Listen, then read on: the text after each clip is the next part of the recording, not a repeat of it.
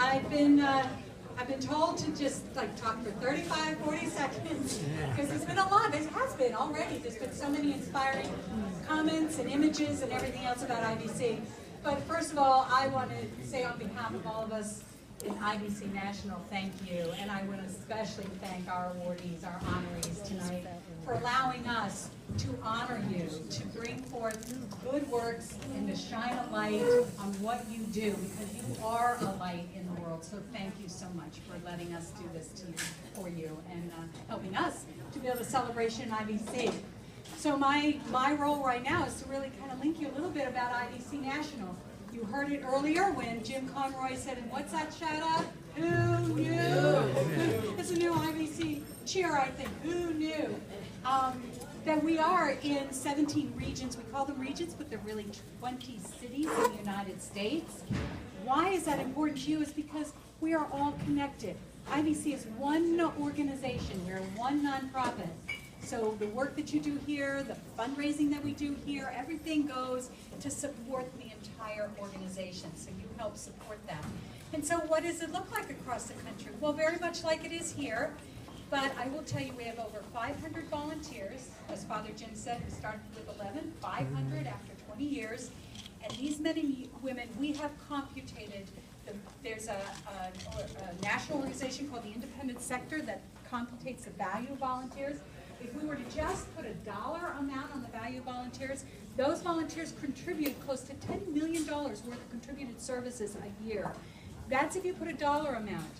I frankly know that they contribute way more in terms of their personal connections, the individual work that they do, the relationships they build out in the agencies and partner agencies that we serve with.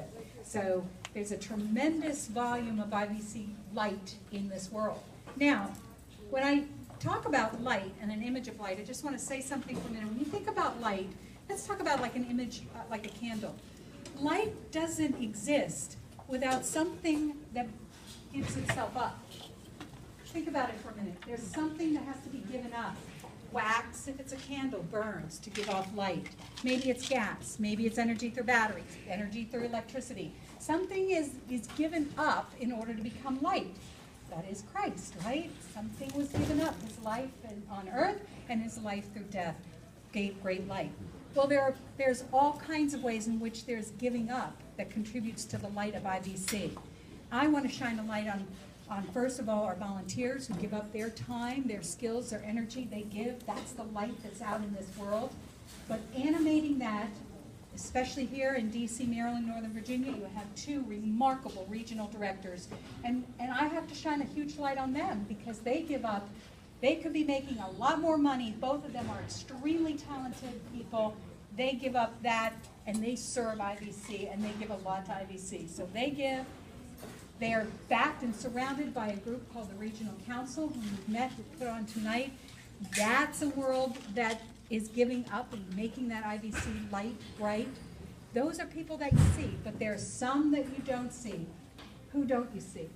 One thing I have to say, you don't see you and other donors and benefactors to IVC. The people who contribute financially to IVC, they are part of that wax that builds that light that is IVC. So thank you for your financial contributions, and we recognize those donors out there who really give to us. And I can tell you, I have the privileged spot of being able to see the letters and checks that come in, and I will tell you, there are some gifts that are they bring tears to my eyes because I know who the donors are and I know they are giving sacrificially, and it is amazing to see that kind of love put into that philanthropy. It is just inspiring to me. There's another entity that sacrifices and gives to the light of IVC, and that is our National Board of Directors. IVC has a wonderful group of men and women who work tirelessly, I can't tell you tirelessly, on how to keep that light of IVC sustained and hopefully growing. And I would like to introduce them to you here tonight. First of all, I would like to introduce our past National Board members. If you'd raise your hands, we have Pam Lucy here as a National Board member, past board member. Everybody's waving at Pam, so I'm not seeing any of the other. John McLaughlin, who's in the back there, is a former national board member. I saw the Kathleen and Mike Curtin. Are they still here? They were here earlier today, another former board member. Anybody else? Frank DeCello. Where's Frank?